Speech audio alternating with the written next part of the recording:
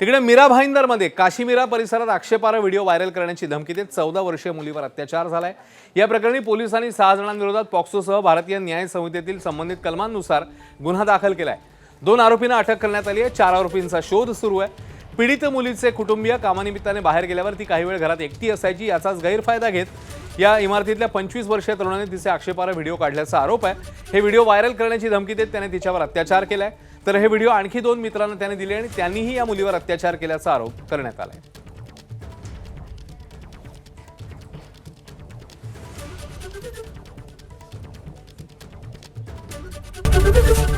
ABP माझा, उघडा डोळे बघा नीट।